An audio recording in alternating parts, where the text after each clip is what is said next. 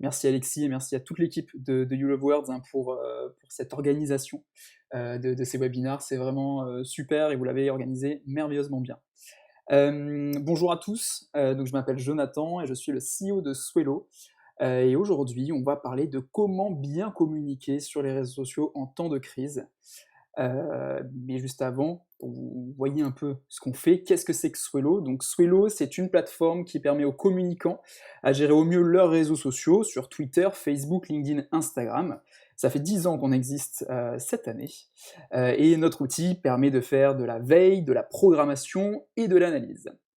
Mais maintenant, du coup, dans cette présentation, vous allez voir, il y a deux parties. Attaquons la première partie, les 7 conseils que je vais essayer de vous donner pour gérer au mieux cette crise. Alors, je ne vais pas parler des crises en général, même si certaines astuces s'appliquent à toutes les crises. Néanmoins, je vais vraiment faire un focus sur ce qu'on est en train de vivre vraiment actuellement. J'enfonce des portes ouvertes. Gérer une crise, c'est loin d'être simple, ça c'est sûr. Hein. Aujourd'hui, moi je le vois dans mon entourage, on n'était pas prêt entre guillemets, même si, enfin, on était très peu prêt, parce que ça touche aussi notre émotion. Parce que comme on le sait, c'est une crise sanitaire, mais voyons-le aussi pour nous, de notre côté, c'est aussi une crise économique. On a vu l'annulation des salons pro, il y a eu moins de prospection, et du coup là on m'a posé une question, c'est mais pour autant, faut-il arrêter de communiquer sur les réseaux sociaux au vu de cette crise? Ma réponse est très simple, c'est non. Non, pourquoi? Pour plusieurs raisons. Parce que aujourd'hui, c'est notre seul lien social. Enfin, c'est un des seuls liens sociaux qu'on a, les réseaux sociaux. On a d'ailleurs, et ça a été dit préalablement, on a d'ailleurs remarqué une hausse, hein, logiquement, de la présence des personnes sur les réseaux sociaux. Et justement, c'est aujourd'hui qu'il faut continuer de communiquer, qu'il faut tirer parti et d'utiliser cette crise comme une opportunité pour engager et convertir, c'est la thématique d'aujourd'hui. Mais vous allez me dire, mais comment faire? Eh bien, justement, mon premier conseil, ça va être de prendre connaissance vraiment de cette crise dans ses moindres détails, et du coup de renforcer votre veille quotidienne. Alors, ça avance avec comment dire, par paliers, je dirais. Premier palier, connaître un peu cette crise, forcément, donc le Covid. Après, pour nous, chez Swello, ça va être connaître le secteur marketing, quel est l'impact de cette crise sur le secteur marketing, que font les concurrents, comment ils gèrent eux aussi cette crise, que font vos fournisseurs, vos clients. Voilà, discuter avec tout votre écosystème, analyser tout votre écosystème en faisant de la veille quotidienne, c'est hyper important en temps normal, mais ça l'est encore plus aujourd'hui. Pour cela, il y a plein d'outils, je vous en cite là, je crois, 7. Ça va du Google Alerts, donc mettre des alertes sur des mots-clés, sur les mots les noms de votre entreprise, les listes Twitter. Alors les listes Twitter, c'est sous-estimé d'après moi, mais on peut faire beaucoup de choses avec, créer vraiment des listes par thématique pour suivre vraiment que ce qui nous intéresse. Faire des groupes Facebook, surtout maintenant où je vois qu'il y a de plus en plus de groupes Facebook qui se créent, mais utiliser aussi les groupes Facebook déjà existants, notamment, dans mon cas, ça va être les groupes de community managers, créer des discussions entre community managers, comment vous gérez telle et telle crise, enfin tel et tel secteur. Après, vous avez d'autres outils un peu plus robustes, entre guillemets, Kantar Media, VisiBrain, vous avez Mention aussi, pour tout ce qui est mention. Bref, il y a énormément d'outils, mais en tout cas, je pense que c'est le moment, si ce n'est pas déjà le cas, de s'équiper avec plein de petits outils qui peuvent vous être utiles pour la suite également, mais surtout pour aujourd'hui. Petite parenthèse par rapport à Swello, puisque c'est aussi le sujet sur cette slide-là, nous avons deux typologies de veille. On a créé donc un dashboard avec des sources publiques et privées. Vous allez avoir vraiment plein d'actu qui remontent euh, sur votre secteur d'activité. Et la deuxième partie de la veille qu'on a chez Swello, ce sont des alertes. C'est-à-dire que dès que nous, nous détectons votre marque ou un mot défini sur les réseaux sociaux ou sur Internet, on vous en informe immédiatement. Vous pouvez faire à la fois de la veille sur votre secteur d'activité et à la fois avoir des alertes par rapport à qui parle de vous, comment, etc. etc. Par contre, attention, alors là pareil, je pense que c'est quelque chose qu'on connaît tous, mais attention, attention aux fake news. Combien de messages j'ai vu là avec la crise qui est apparue, et en règle générale, mais surtout maintenant, combien de messages ont été diffusés Ne relayez pas un message si vous n'êtes pas sûr de la source, vous le savez déjà, mais seules les sources gouvernementales et les médias sérieux sont fiables, bien entendu. Donc là, je vous ai mis le lien juste en dessous avec toutes les infos liées au gouvernement. De toute façon, les slides, vous allez les récupérer à la fin, vous pourrez cliquer dessus. Mais même si c'est quelque chose qu'on sait tous, c'est important de le rappeler, ne relayez pas de messages si vous n'êtes vraiment pas sûr de la source, surtout que derrière, ça peut générer une sorte de bad buzz, etc. Donc faites de la veille, oui, mais de la veille responsable, entre guillemets, avant de publier quoi que ce soit. Deuxième conseil, obtenez des informations claires pour renseigner au mieux votre audience.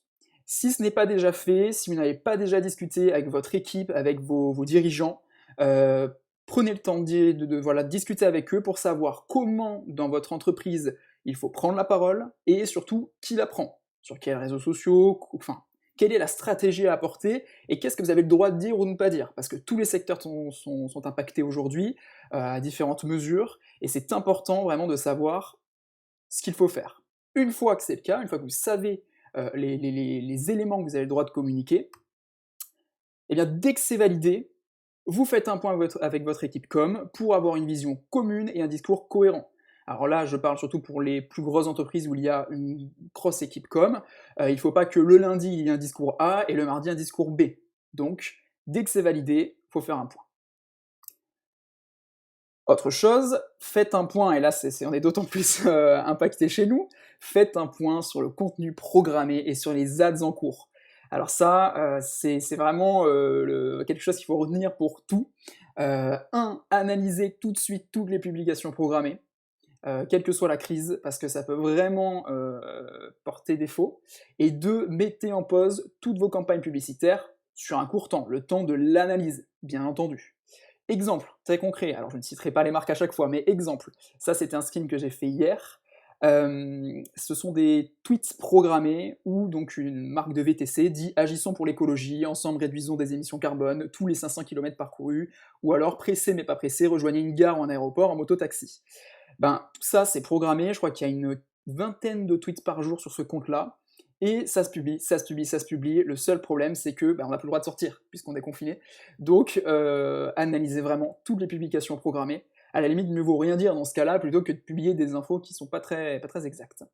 Autre exemple avec des publicités, c'était le soir, je crois, de l'allocution d'Emmanuel Macron, où il disait voilà, on est en confinement. Alors, cette publicité, attention, c'est un exemple, les gens n'ont pas eu le temps de la déprogrammer, je pense, et c'était une publicité de voiture qui disait qu'est-ce qui se déplace en ville et dans laquelle tu es comme à la maison.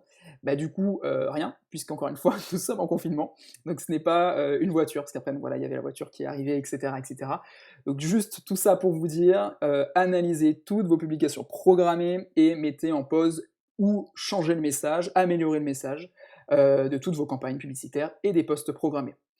Autre chose, et c'est là où on a aussi un rôle, nous, chez Swello, c'est que on est en train de créer un bouton pause pour mettre en pause toute votre programmation dès qu'il y a une crise, soit dans votre boîte, soit à plus large échelle, comme aujourd'hui. Et donc en un clic, voilà, il y a des plateformes social médias qui vous permettent, tac, hop, de juste cliquer pour mettre tout en pause et pour gérer la crise et après relire et continuer à communiquer. Conseil suivant, utilisez le copywriting tourné à 100% vers l'humain. Alors, qu'est-ce que déjà le copywriting? Donc le copywriting, c'est l'art d'utiliser les mots pour persuader, convaincre vos prospects qui vont lire, écouter vos contenus, qui vont consommer vos contenus. Le but, c'est vraiment de les convaincre. Alors vous allez me dire, de les convaincre à quoi? La première chose, et ça c'était avant cette crise, c'était à acheter, c'était de la communication à vocation commerciale. Sauf que aujourd'hui, il faut se poser une question, donc après la crise, en tout cas aujourd'hui pendant la crise, est-ce que le message de ma marque, le message habituel, est-il audible ou non en ce moment? Bon, alors j'ai mis non, ça dépend aussi du secteur d'activité, il faut apporter une nuance, mais il faut quand même penser à cette question. Est-ce que le message là que je vais publier est audible par ma communauté? Tout en sachant qu'on le rappelle, c'est à la fois une crise sanitaire, donc qui nous touche personnellement, qui nous touche vraiment au niveau des émotions, et une crise économique. Donc, j'ai mis non, mais en tout cas, il ne faut plus parler à mes yeux de ces offres directement, mais vraiment s'orienter vers une communication encore plus humaine. Je dis encore plus parce que je trouve que plus le temps avance et plus les marques, en règle générale, mettent en avant l'humain.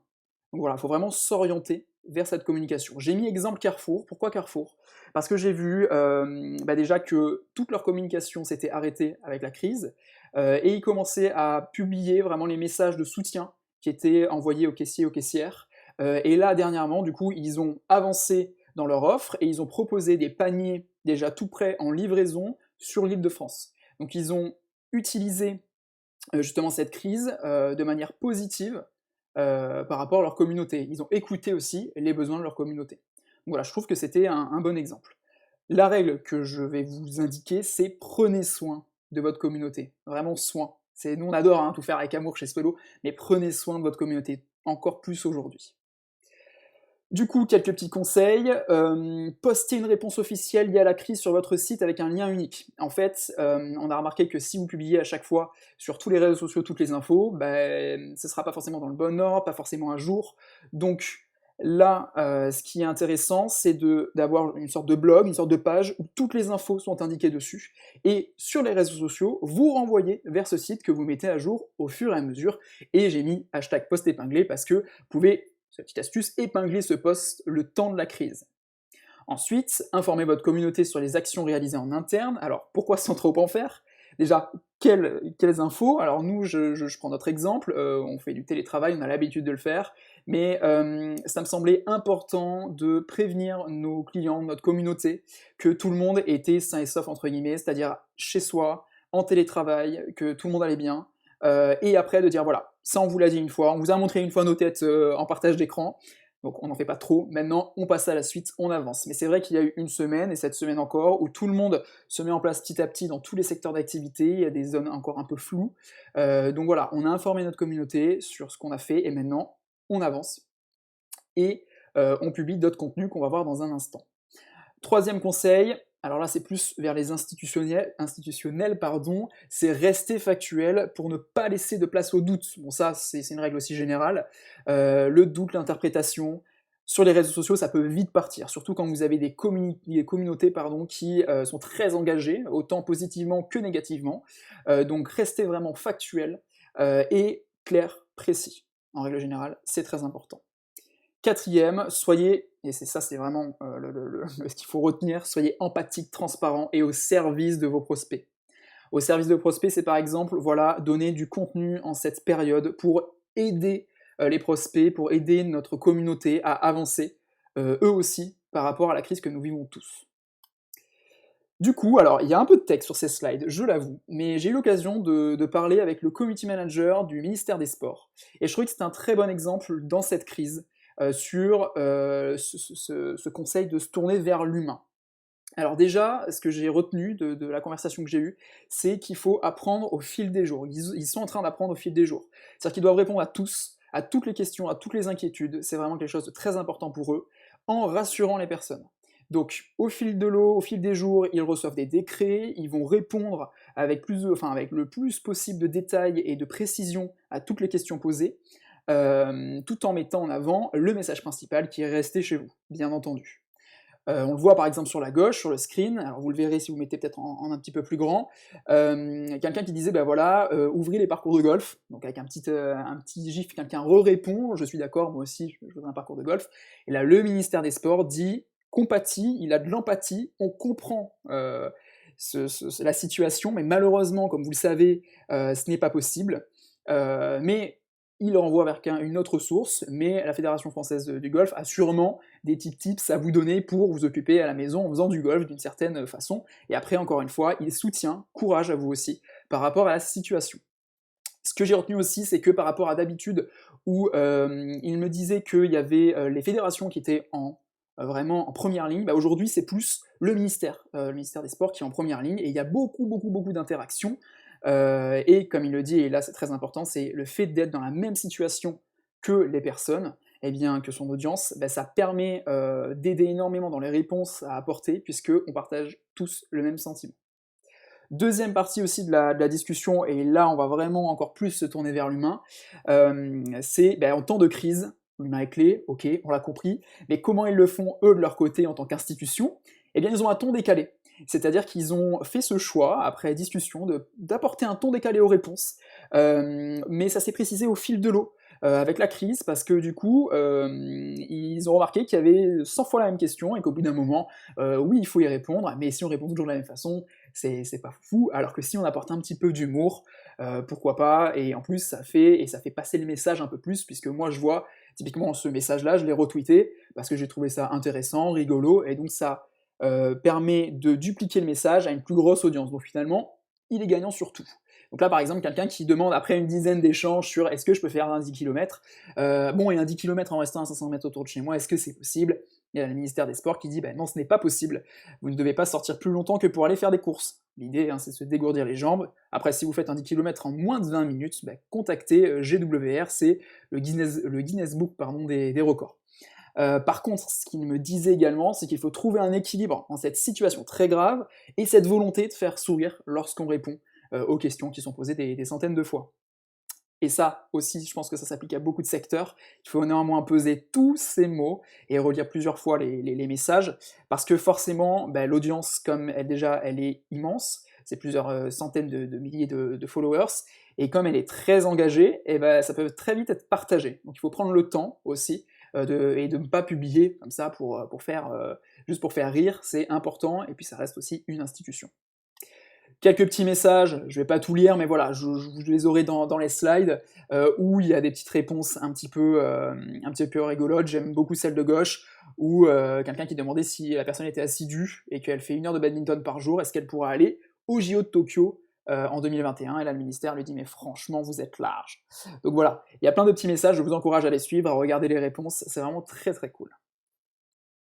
Ensuite, du coup, capitaliser sur vos points forts pendant cette crise. On a beaucoup parlé pendant ce webinar du secteur du voyage, où aujourd'hui c'est très compliqué, puisque c'est impossible de communiquer actuellement sur les offres, notamment puisqu'il n'y a plus d'avions, on ne voyage plus.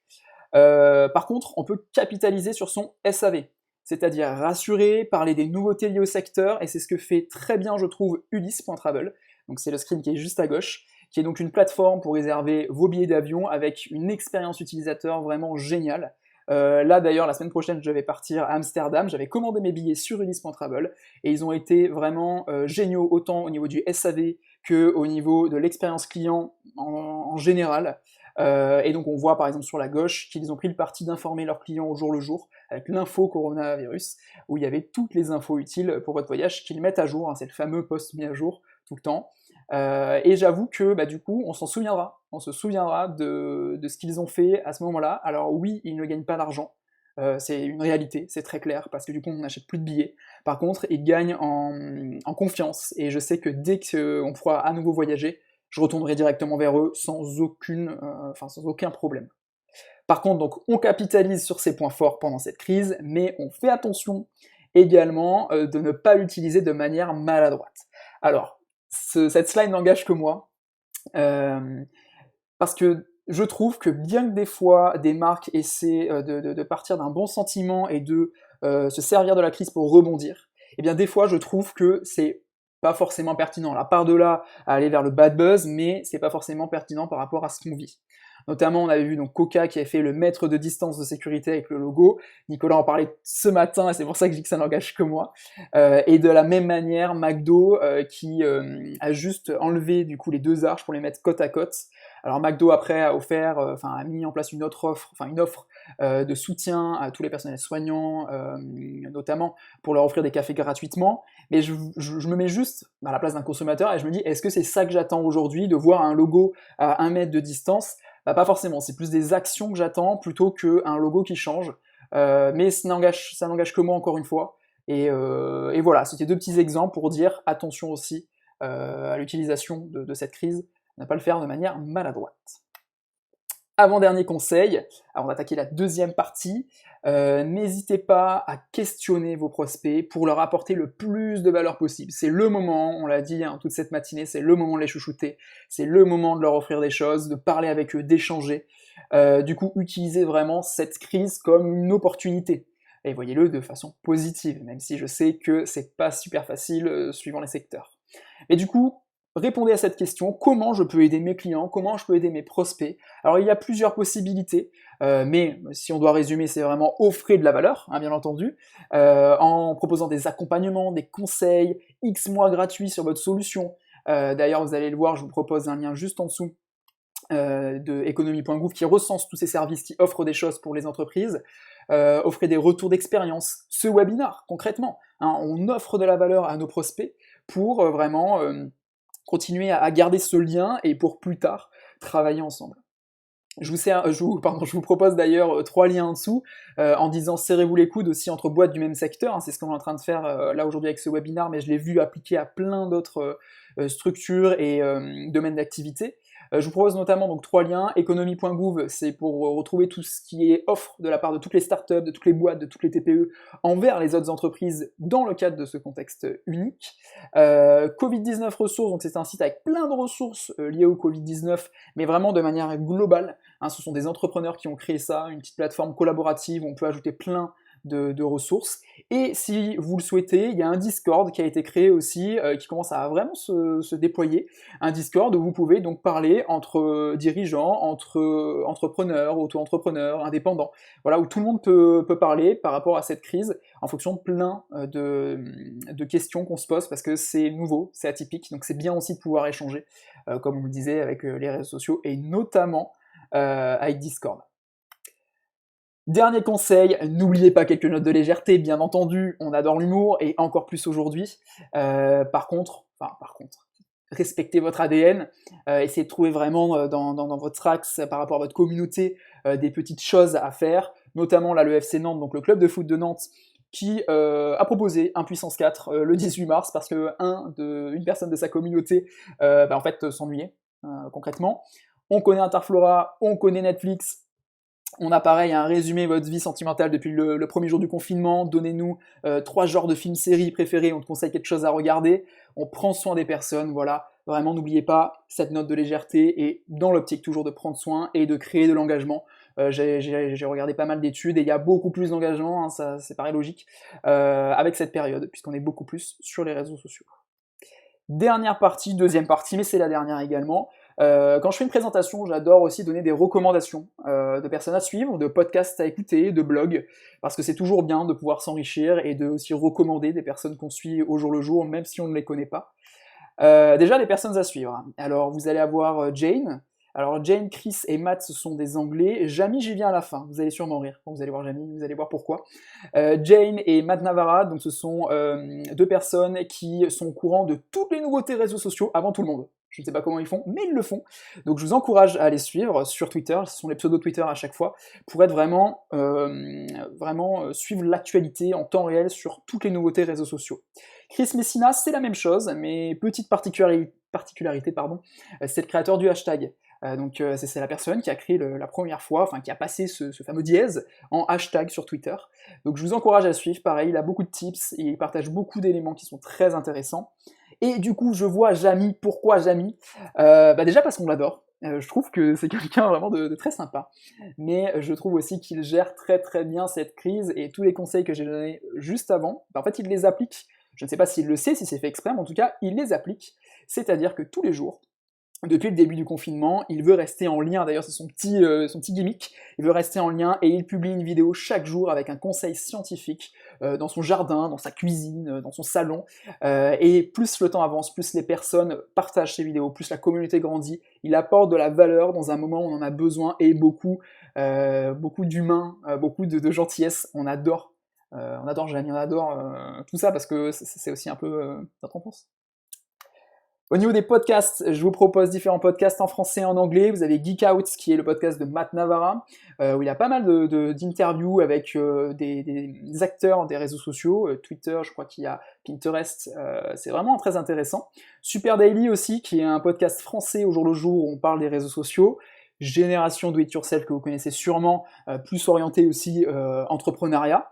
Et également No Jet Lag, qui est notre podcast chez Swello, où vous allez avoir une partie communication à chaque fois dans les interviews et une partie entrepreneuriat, et il y a également aussi des podcasts liés à notre vie chez Swello, comment on fait telle chose, comment on recrute, comment on gère nos réseaux sociaux, voilà, enfin il y a plein de choses. Je vous encourage à suivre tout ça. Au niveau des blogs, vous avez Social Media Today qui, pareil, vous donne des infos au jour le jour sur tout ce qui est social media. TechCrunch dans la même veine. Blog du modérateur, vous connaissez sûrement, mais je le remets à chaque fois parce que ça reste, en plus, c'est un des sponsors, un des soutiens de cette édition de Engage and Convert. Et notre blog où, effectivement, on publie 3 articles toutes les semaines, tous les mardis, tous les jeudis, sur des sujets liés au marketing, aux réseaux sociaux, et tous les vendredis avec l'actualité des réseaux sociaux de la semaine. Merci beaucoup, et du coup, si vous avez des questions, je vous écoute.